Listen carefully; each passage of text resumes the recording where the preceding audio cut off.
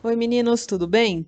Na última aula, nós vimos um pouco sobre os regimes nazistas, né, os regimes fascistas, como que o nazifascismo se fortaleceu na Europa no século XX, e também nós vimos sobre a Guerra Civil Espanhola, que foi um ensaio aí, né, fala um ensaio para a Segunda Guerra Mundial. Na aula de hoje, nós entraremos realmente na Segunda Guerra Mundial, esse conflito que aconteceu em meados do século XX e que causou repercussões gravíssimas na história do mundo. Foi então uma guerra que ficou conhecida aí até como Guerra Total, onde a gente tinha mortes, né, tinha bombardeios que de uma forma diferente da Primeira Guerra Mundial, que as mortes da Primeira Guerra Mundial, as mortes relacionadas diretamente à guerra, né, não pensando nas epidemias e outros problemas que nós tivemos no período da Primeira Guerra, mas as mortes da Primeira Guerra, né, pensando nos bombardeios, elas acabaram, né, matando as tropas que estavam em combate. Na Segunda Guerra Mundial, esse panorama ele muda, né? Porque nós temos bombardeios civis, então são afetadas as casas, as escolas, os hospitais. É uma guerra que causa milhões de mortes de civis e por isso acabou sendo uma guerra que ficou tão fortemente marcada na memória aí dessa geração do século XX. Vamos começar aqui pensando um pouquinho no que aconteceu após a Primeira Guerra Mundial e que acabou influenciando no desenrolar da Segunda Guerra, né? Nos atentando primeiramente com o que aconteceu com a Alemanha logo depois da Primeira Guerra Mundial. Lembram que foi assinado o Tratado de Versalhes depois que a gente tem o fim da Primeira Guerra? E no Tratado de Versalhes, né, foram colocadas uma série de sanções muito severas para a Alemanha. Por exemplo, a Alemanha não poderia produzir novos armamentos, ela foi colocada como a única culpada pela guerra, perdeu territórios, foi proibida de anexar territórios, de ter um exército também, teve que pagar uma multa para os países. Então, a Alemanha saiu extremamente prejudicada da Primeira Guerra Mundial. E por conta aí dos pontos que foram colocados no Tratado de Versalhes em relação à Alemanha, mesmo que tenha sido criada a Liga das Nações, que tinha o objetivo de propiciar a paz mundial, a Liga das Nações não conseguia realmente desempenhar o seu papel, porque a gente tinha um contexto político e econômico muito complexo aqui no século XX, né? Principalmente quando a gente pensa com o que estava acontecendo com a Alemanha. Então, pensando em como a Alemanha saiu da Primeira Guerra, saiu extremamente prejudicada, né? E todos os danos que foram causados à Alemanha acabou trazendo um sentimento, né, de revanchismo e acabou abrindo um espaço para a radicalização política e para movimentos violentos dentro da Alemanha. Mas como, né, que nós saímos daquela Alemanha prejudicada com a Primeira Guerra para a Alemanha nazista do Hitler? Nós temos aí um caminho, né, que foi percorrido que entra, né, na crise que nós tivemos do liberalismo, lá da crise de 29, da sociedade burguesa liberal, e também da ascensão do comunismo lá na região da Rússia, que vai acabar influenciando na tomada do poder pelos nazistas na Alemanha. Começando aqui pensando um pouco sobre a crise da sociedade burguesa liberal que aconteceu lá com a crise de 29. Lembram que nós vimos lá no bimestre passado sobre a crise de 29? Os Estados Unidos, né, só para lembrar um pouquinho, os Estados Unidos, depois da Primeira Guerra Mundial, eles saem tendo muitos lucros, né? E eles começam a fazer uma produção industrial, principalmente dentro da indústria armamentista, muito grande dentro do país e começam a exportar muitas coisas e começam também a lucrar muito. Então, os Estados Unidos, depois da Primeira Guerra, estão ganhando muito dinheiro. E uma parte desse dinheiro que eles estão, né, ganhando, eles fornecem empréstimos para os países da Europa se recuperarem da Primeira Guerra Mundial. E entre os países que vão pegar o empréstimo dos Estados Unidos, a gente tem a Alemanha. Então, com o dinheiro que está sendo aí emprestado pelos bancos dos Estados Unidos, a Alemanha começa a se recuperar. Mas conforme a Europa vai se recuperando e vai fechando o seu mercado, os Estados Unidos entram naquela crise da superprodução, que vai, né, acabar gerando também uma crise por conta da especulação financeira e vai causar o breakdown da Bolsa de Valores de Nova York. a Bolsa dos Estados Unidos, então, entra em crise e leva todos os países que dependiam da economia dos Estados Unidos a um efeito dominó. Então, a pecinha dos Estados Unidos caiu e saiu derrubando as outras pecinhas que estavam recuperando a sua economia, entre elas a Alemanha. Então, a Alemanha tinha, né?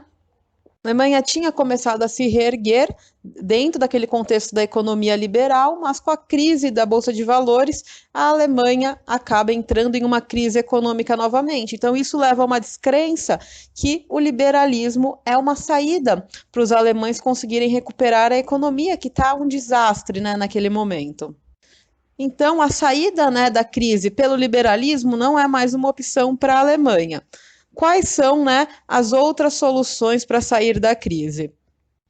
São os movimentos totalitaristas que a gente tem, né, e que vão surgindo nesse século XX. O início meio do século XX é um momento onde a gente tem aí a gente tem uma fortificação desses movimentos totalitários. Quais vão ser os 3 movimentos que a gente tem totalitários nesse século XX? Nós temos o fascismo italiano, nós temos o nazismo alemão e nós temos o stalinismo, né, o comunismo que está acontecendo lá na Rússia. Vendo aí que as ideias do stalinismo, as ideias do comunismo estão crescendo na Alemanha, o que, né, o partido nazista vai fazer? Vai colocar o anticomunismo como uma das bases, né, ideológicas que tem dentro do partido nazista. Então, os alemães vão utilizar esse anticomunismo para promover também o partido nazista e vão colocar o nazismo como uma forma deles conseguirem recuperar a economia alemã, porque pelo liberalismo, né, não seria. O comunismo era colocado também como uma outra forma de ruína para a sociedade alemã. E a partir disso, o nazismo consegue, né, vencer na Alemanha e Hitler, né, entra lá no lugar dos liberais que antes eram a República de Weimar. Na última aula, então, nós vimos que com a morte do presidente alemão, que era o Paul von Hindenburg, lá em 1934, o Hitler, né, que já tinha conseguido uma maioria do partido nazista dentro, né, do Congresso alemão, vai acumular as funções tanto de chanceler e de presidente. A partir desse momento, Hitler ele se torna o chefe maior que a gente tem na nação alemã, ele se torna o Führer, né, o grande imperador alemão. E quando Hitler entra no poder, o projeto alemão, né, ele acaba se modificando, né? Como conseguir recuperar aí a economia alemã? E a Alemanha de Hitler passa por um processo de remilitarização e de expansionismo. Então a Alemanha vai lá desrespeitar completamente o que foi colocado no Tratado de Versalhes, vai fortalecer seu exército, vai voltar a produzir armas, né? E vai começar uma política militarista. Uma, né, dessas empresas é a Krieg, que vai se tornar uma das maiores, né, fornecedoras de arma, uma das maiores indústrias bélicas do mundo que a gente tem nesse meio, né, começo meio do século XX. O número também de recrutados no exército vai ficar muito grande. A gente vai ter aí quase 1 milhão de reservistas no exército alemão. Então,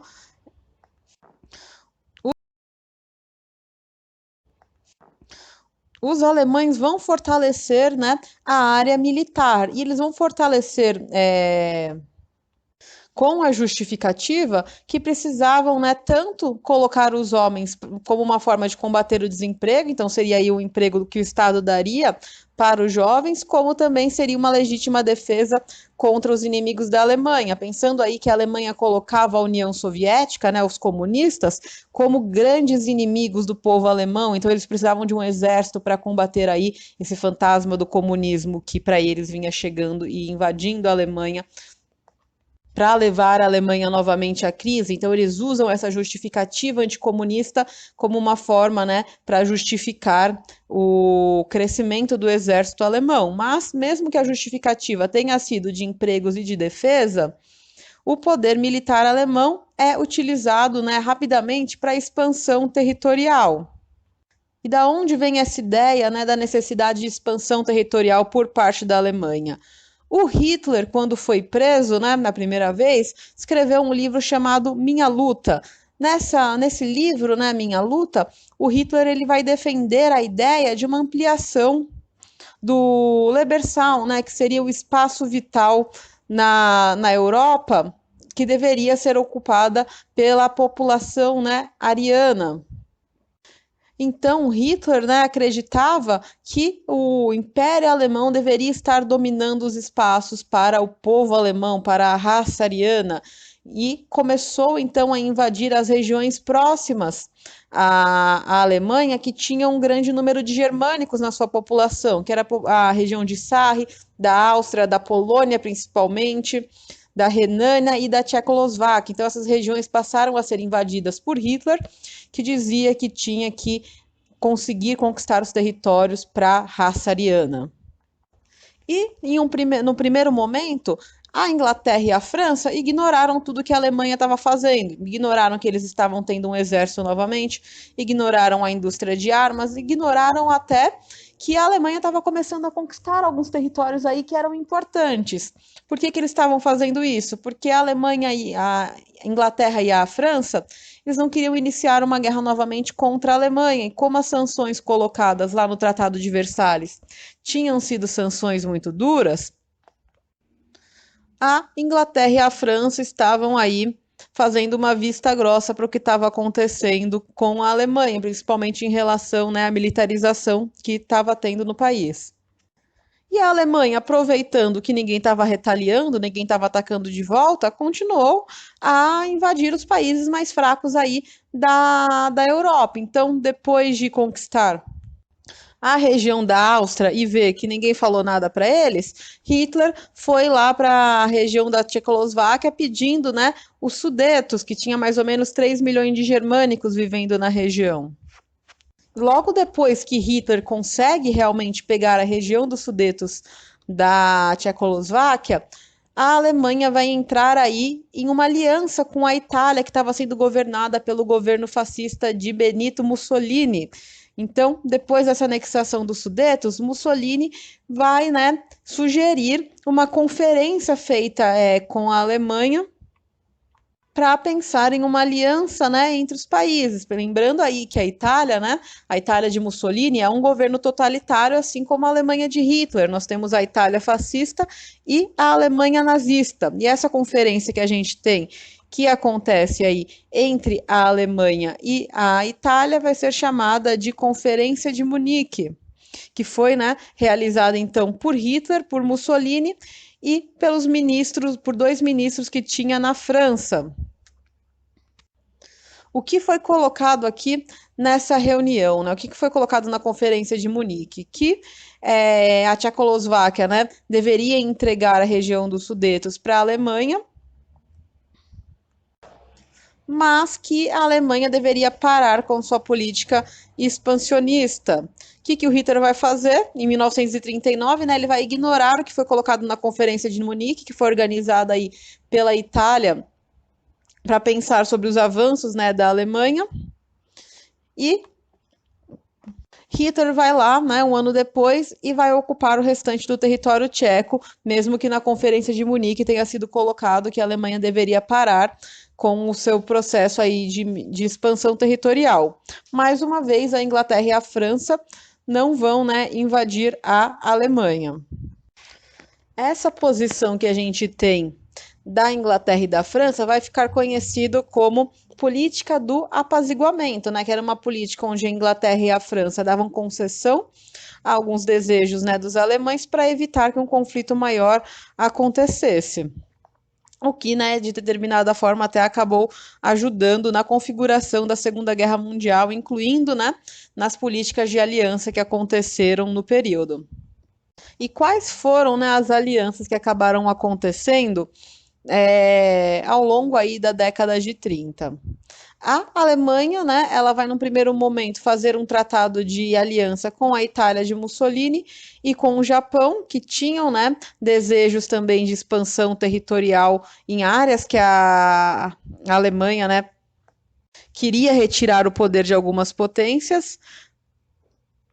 Inclusive, um ponto aí de destaque é que a Alemanha e o Japão vão assinar, né, um pacto, que é o Pacto Anticomintern, que vai ser, né, um acordo para combater o socialismo soviético e neutralizar o poder da Rússia. Então, num primeiro momento, a Rússia é um grande inimigo da Alemanha, e o Japão, que tem interesse em um território da China, que a Rússia também tem interesse, vai se unir aí com a Alemanha para frear os avanços russos. A Itália, mais para frente, lá em 37, vai aderir aí também a esse pacto, né? Então são 3 países que vão nutrindo essa ideia anticomunista e tentando conquistar territórios que estavam aí próximo à Rússia, principalmente, que eram de interesse deles. E esses países, né, quando entram na Segunda Guerra Mundial, lá em 1940, vão formar a primeira composição das potências do eixo, né? Então nós temos essa aliança que começou nos anos 30, que lá nos anos 40 vai formar aí o eixo, que vai ter aí um outro país que vai acabar aparecendo, né, como aliado da Alemanha, que a gente não espera realmente, né, pensando nesse anticomunismo alemão, que eles iriam virar aliados. O que acontece então, né, que vai levar essa outra grande potência que a gente tem na Europa no período a se tornar um aliado, né, da Alemanha. A Alemanha ela tinha um interesse lá na região da Polônia, né? E por conta do interesse que tinha na Polônia, ela vai assinar um tratado de não agressão com a União Soviética, né? Então, quem imaginava que a Alemanha e a União Soviética se tornariam aí aliados. Depois, eles vão romper aí o tratado de não agressão, mas por um determinado período, a Alemanha e a União Soviética tornam-se aliados. Até, né? É um motivo que as pessoas acham que a Alemanha tinha aí ideias comunistas, mas não, muito pelo contrário. O nazismo alemão, né, ele é guiado por uma ideia anticomunista. Eles colocam desde o primeiro momento o anticomunismo como uma das pautas do regime nazista, mas o interesse aí em comum pela Polônia vai levar a uma aliança entre União Soviética, a Rússia, né, e a Alemanha. Um acordo que não dura tanto tempo e que acaba sendo quebrado e depois acaba, né, gerando uma guerra entre Alemanha e Rússia. Inclusive é a Rússia que vai, né, destruir a Alemanha no andamento da Segunda Guerra Mundial. Depois, então, de fazer o pacto de não agressão, a Alemanha e a União Soviética vão se mover para atacar a Polônia, né? Que era uma nação que tinha fronteiras muito problemáticas, tanto com a Alemanha quanto com a União Soviética. E com essa aliança, né, com esse apoio, a Alemanha nazista vai conseguir aí, né, conquistar a região do corredor polonês, que era uma área que pegava lá a região do porto de Danzig. E depois, né, desse ataque contra a Polônia, nós temos realmente a participação da Inglaterra e da França na guerra. Os poloneses vão mobilizar seu exército, tendo aí o apoio da Inglaterra, né, e da França. E a partir daí, dessa invasão que nós temos à Polônia, nós temos realmente o início da Segunda Guerra Mundial, tá bom? Então, a partir do momento onde a Alemanha, aliada com a Rússia, ataca a Polônia e a Inglaterra e a França se aliam com a Polônia para tentar defender o território, nós temos o começo da Segunda Guerra Mundial.